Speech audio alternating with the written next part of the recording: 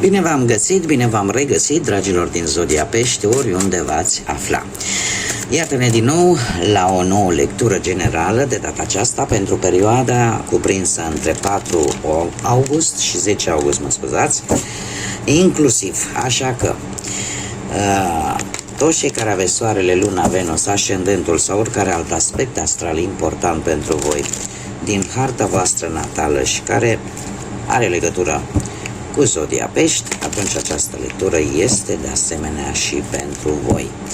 Ca de fiecare dată, dragilor, știu că pe unii deja îi plictisește acest avertisment oarecum, dar este necesar pentru că este o lectură generală. Voi vă construiți propriul viitor în urma alegerilor și deciziile pe care voi le luați. Așa că luați, vă rog, decât acele mesaje care rezonează cu voi, iar restul lăsați-le să zboare în univers, pentru că sigur sunt pentru alte energii care într-o mai mică sau mai mare măsură au o legătură cu Zodia Pești. Și acum, haideți să vedem care este energia voastră în această săptămână 4 până pe 10 august.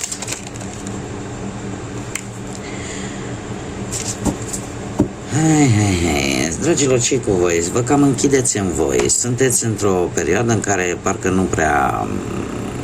cam vreți să stați voi cu voi, să vă cam izolați așa. Orică ceva v-a necăjit. Un anumit grup de oameni sau lucrul cu anumite persoane v-au cam băgat așa într-o stare de apatie. Sunteți voi mai închiși sau poate pur și simplu ați luat decizia, nu mai spun nimic la nimeni, lasă că văd eu cum rezolv. Iar alții aș putea zice că simțiți această izolare tocmai pentru că cineva v-a refuzat. Ori pe voi ca și persoane sau modul vostru de a gândi sau modul vostru de a face lucrurile sau pur și simplu vă simțiți voi respinși. Și atunci vă autoizolați. Nu este ceva nou pentru, mai ales pentru toți cei care aveți atât soarele cât și ascendentul în Zodia Pești. Posibil și ca lucrul ăsta într-adevăr să vă cam rănească. Haideți să vedem ce ne spun cărțile mai departe, dragilor, din Pești. Pe plan profesional am aici implicarea unei zodii de pământ, Zodia Taur. Hei.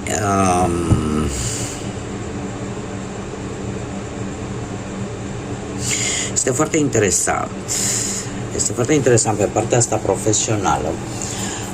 Împărăteasa mie îmi vorbește de posibilitatea de a avansa pe planul ăsta al muncii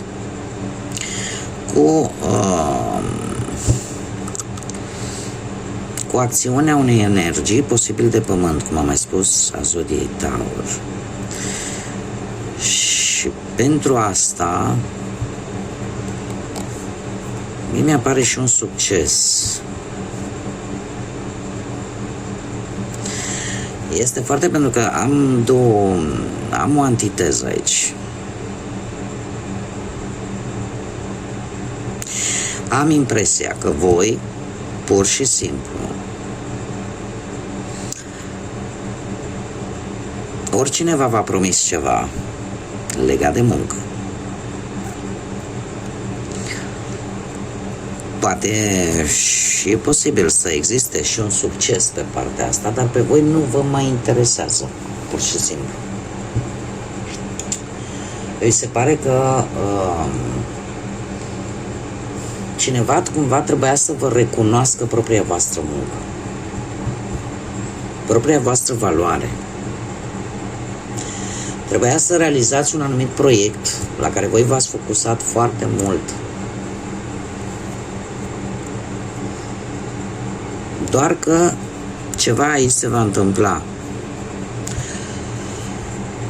Și gândul vostru se duce către a lăsa în urmă ori această situație, ori acest job.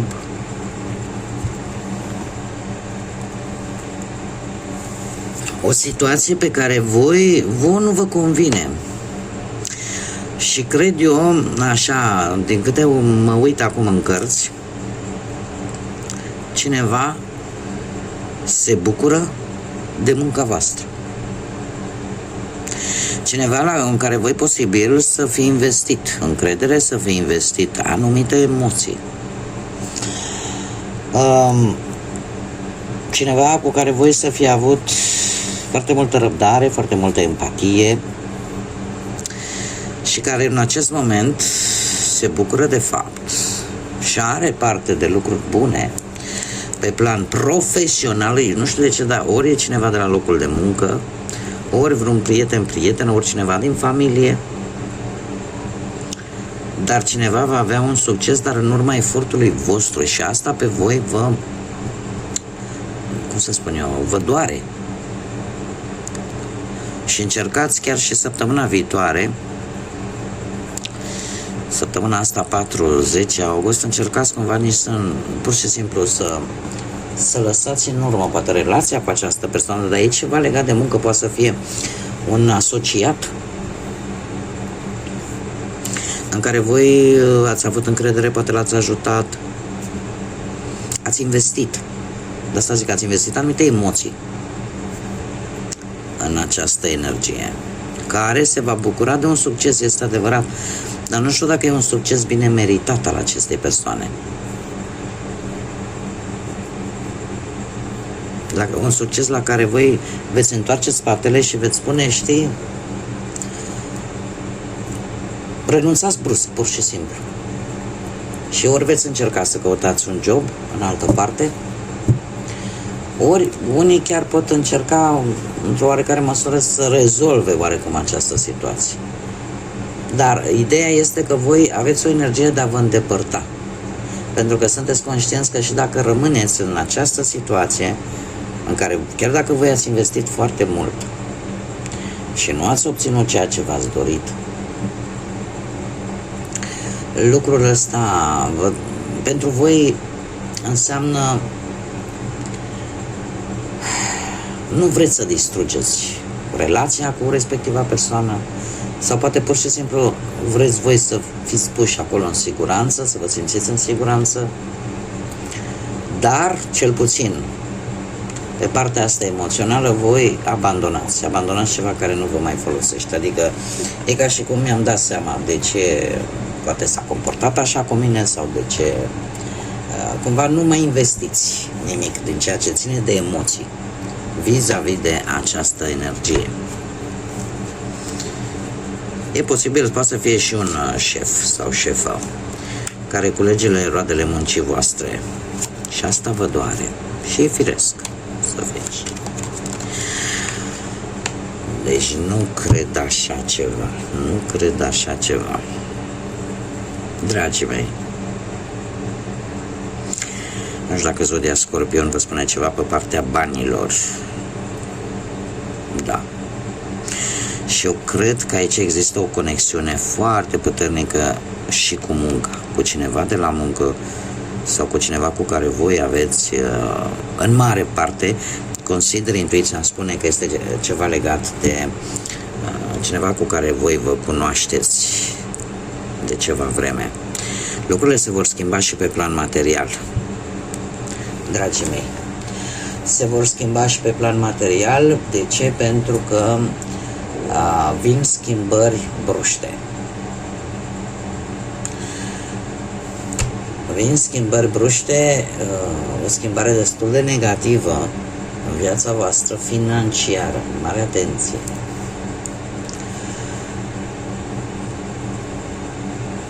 E o schimbare care vă va aduce, vă va lăsa un pic așa, cam pe gol. Nu știu dacă voi ați investit niște bani în ceva anume, într-o situație, într-o persoană, într-o relație cu cineva, dar aici ceva se va schimba radical. Lucrul ăsta, desigur, va aduce cu sine, știți cum e vorba lui Toma Caragiu, bomba să ne cadă nouă trompa. Cam așa și la voi, dragilor din Pești. Eu știu că nu sunt tocmai adepta veștilor proaste, ca să zic așa, dar nu pot să vă spun ceea ce cărțile nu mi arată. O să fie un pic discuții, conflicte pe tema banilor. Aici e vorba de o lipsă de încredere, aici e vorba de o trădare pe partea asta a banilor. E vorba de o sumă de bani sau de un ajutor de bani pe care voi probabil că la un moment dat ați investit poate în cineva, într-o situație, în orice puteți să investiți. Și turnul aici, haideți că nu pot să vă las.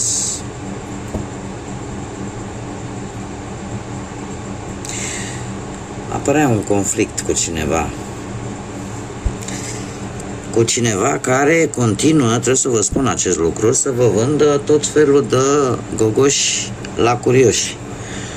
Adică va încerca oarecum să stai că se rezolvă, stai că uite, stai să vezi. Nu știu cât sunt de viabile aceste promisiuni cu care vine această energie. Ce 7 de cupe, deci poate să fie oferte destul de înșelătoare, poate să fie posibil false, promisiuni false.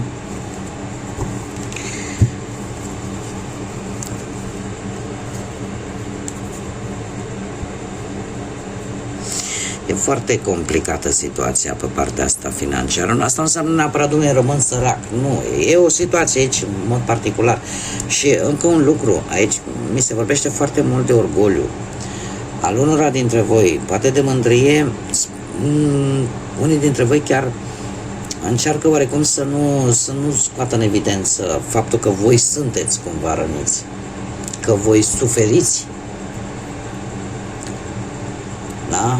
Este o alegere destul de nepotrivită pe care voi ați făcut-o la un moment dat și care nu o să iasă cum trebuie și vă spun și de ce. Turnul este cartea de care fuge toată lumea, dar paradoxal, turnul e ca un fulger care vine, taie de unde este putred, ce nu mai este bun în viața voastră. Voi bani o să mai aveți, e vorba de o anumită situație legată de bani, înseamnă că rămâneți voi fără bani. Dar mare atenție, pentru că sunt persoane care vin cu tot felul de promisiuni foarte înșelătoare. Că lasă că o să rezolvăm, nu știu cât de reale vor fi aceste promisiuni. Pe parte sentimentală, un cavaler de cupe, alte zodii de apă, la fel ca și voi. Pești, rac sau scorpion.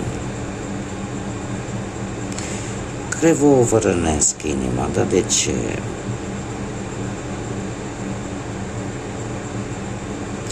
E aici, nu știu, o promisiune care v-a făcut-o la nivel de pereche, cineva, energia voastră, perechea voastră, dar de care nu s-a ținut de cuvânt. Și special la Doamne mă refer acum.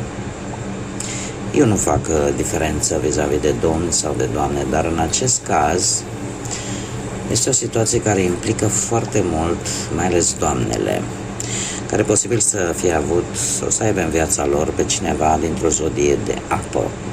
Chiar dacă această zodie de apă poate să fie soare în rac, pești sau scorpion sau ascendentul în rac, pești sau scorpion. Acum, că o să fiți răniți, da.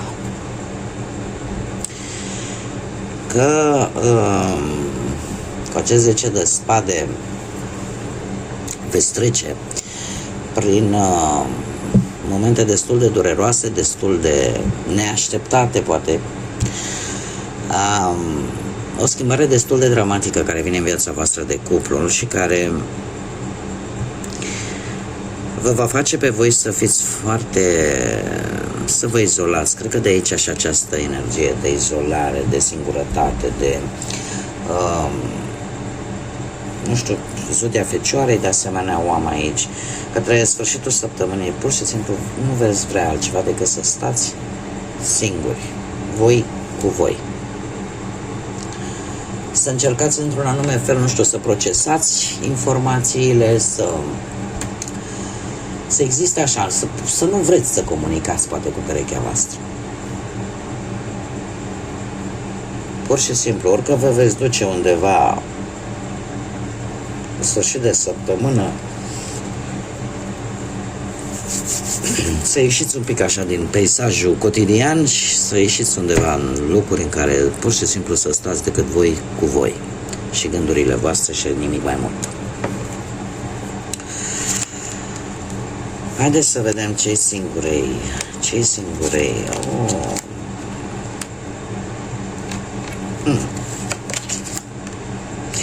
Dragilor din Pești, săptămâna asta nu este săptămâna voastră, cel puțin în cadrul lecturii mele. Asta este clar. Este o săptămână destul de complicată pentru voi, dragilor din Pești, sau cu legături importante cu această zodie. Cei singuri în viața voastră sentimentală, aș zice că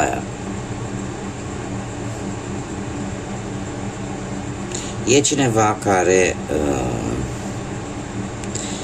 e posibil să fie interesat de voi. Cineva care, fără să știți, se interesează de, poate de paginile voastre de socializare sau de pe cine ați avut înainte, de viața voastră amoroasă, lucruri despre voi.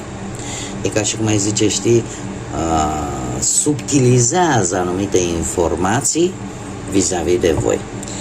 În această săptămână, în schimb, voi cu acest 8 de spade,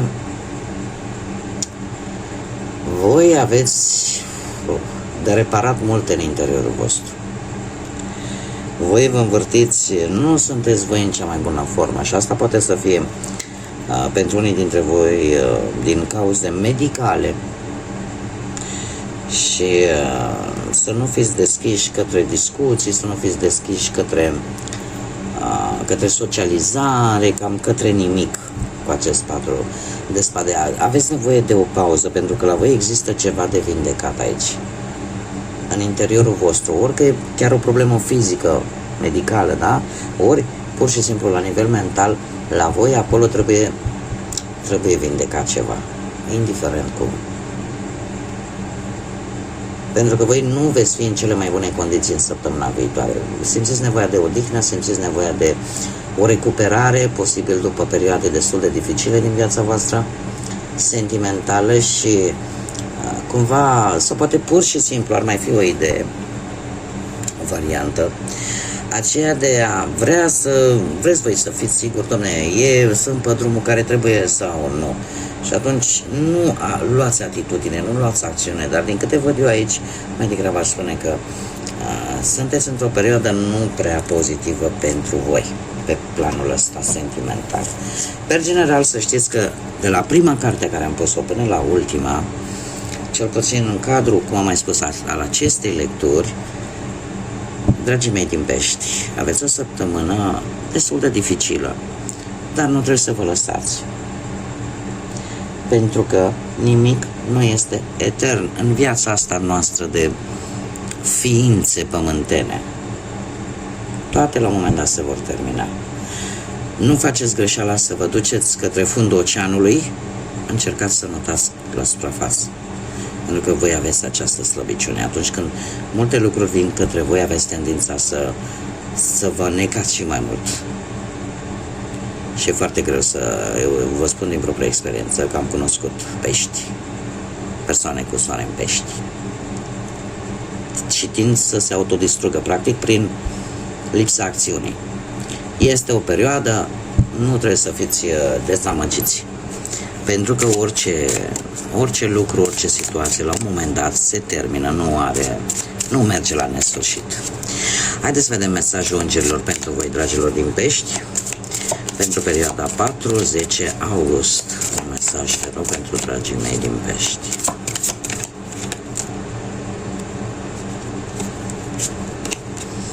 Inocență. Ia să vedem, un mesaj direct de luați-o cum vreți, de la îngeri, de la univers. Eu am oracolul pentru mesaje venite direct din partea îngerilor, dar cei care probabil că au altă credință sau alte concepții vis-a-vis de viața asta spirituală, poate să fie un mesaj din partea Universului, a divinității, cui vreți voi. Ne spune așa: dragă prietene, realitatea este că toți suntem ființe inocente, pentru că nimeni nu poate altera munca perfectă a lui Dumnezeu sau a Universului. Lasă-ne nouă încărcătura ta, pentru că noi putem să te ajutăm cu această mare greutate. Lasă-ne nouă vina ta, furia ta și tot ceea ce întunecă luminosul tău orizont. Încearcă să te bucuri din nou de pace și de faptul că inima ta a revenit la locul său. Este de fapt un îndemn de a vă recăpăta acea inocență, felul vostru de a fi, așa cum sunteți voi, exact ce vă spuneam înainte de a scoate această carte. Să vă regăsiți energia voastră, să lăsați toate aceste greutăți, toate aceste energii care vin în viața voastră, să încercați prin intermediul rugăciunii, prin intermediul meditației, prin tot ceea ce vă creează o stare de bine, să rămână acolo. Să renunțați la ea pur și simplu, la tot ceea ce vă împovărează și în felul ăsta să redeveniți voi. Cam asta este mesajul, să redeveniți acele creaturi inocente. Bun, dragilor, cam atât am avut. Mulțumesc din suflet pentru prezență. Cea mai lungă lectură pe care am avut-o din toate cele 12, dar nu-i problemă, pentru că eu de fiecare dată când am câte o lectură unde chiar trebuie să spun ce trebuie să spun, ceea ce cărțile mi arată, deja timpul nu mai contează. Până data viitoare când ne vom reîntâlni, mulțumesc tuturor pentru sprijin, pentru like-uri, comentarii și distribuiri. Vă aștept cu mare interes pe toți cei care încă nu v-ați abonat, dacă rezonați cu acest gen de lecturi, dacă vă plac felul în care eu le fac, vă aștept cu mare interes să vă abonați și cu mare drag. Este gratuit absolut tot, atât gesturile voastre de sprijin cât și abonarea, iar până data viitoare când ne vom reîntâlni la o nouă lectură, numai bine să aveți parte de cât mai multă înțelepciune, lumină în suflete și în gânduri. Până data viitoare, numai bine și să fiți iubiți!